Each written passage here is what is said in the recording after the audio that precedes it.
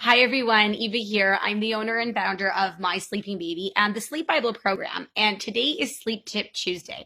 So, in honor of today, I am going to be answering one mom's question in the My Sleeping Baby Facebook community group. And today's question is from a mom named Alana. And she wants to know, I've read I need some advice. My son is 7 weeks old and I think he is split sleeping.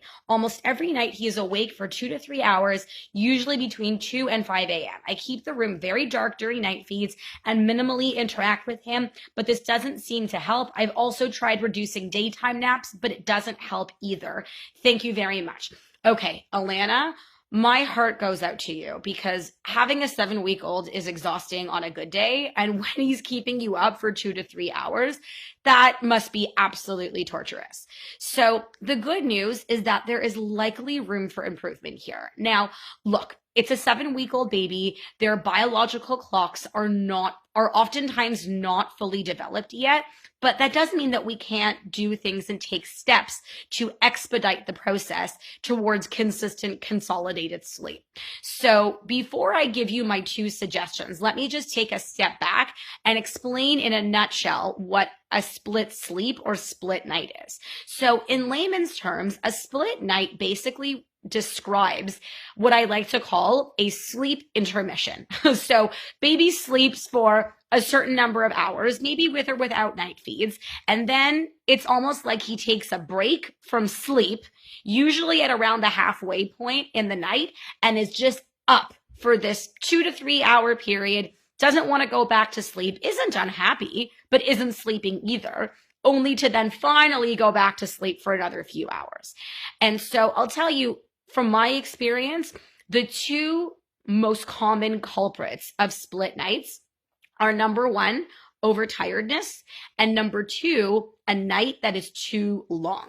So let's talk about the first factor. So overtiredness, those of you who have been following me for a while, you're probably not going to be surprised by this answer because you'll know that overtiredness is pretty much responsible for every single sleep issue out there, at least partially, or it can be.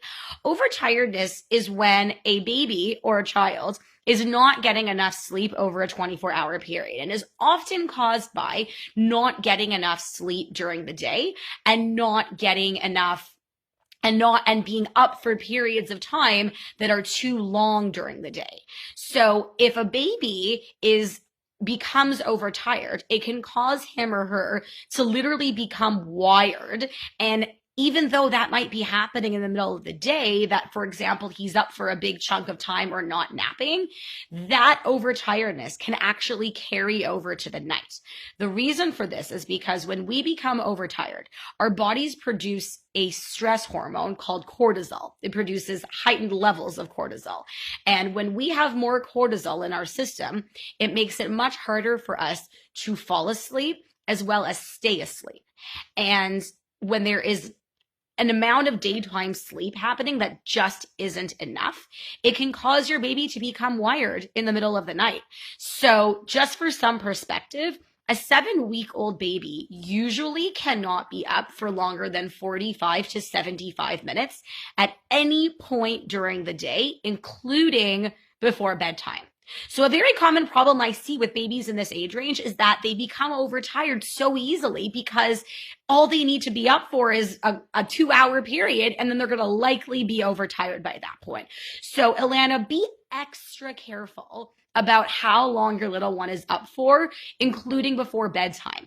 Don't be afraid to nap him in those early evening hours in order to avoid overtiredness. We don't want your little one to be up from, say, 5 p.m. all the way until 8 before going back to sleep, because if he can't be up for longer than 60 to 75 minutes, he can't be up for longer than 60 to 75 minutes, period, at any point during the day before he needs to go back to sleep. So that's factor number one that I would look at. So in other words, cutting back on his daytime sleep is probably going to end up backfiring. So be very, very careful about that. The second factor that I would be extremely careful about is making sure that his night is not significantly longer than 12 hours.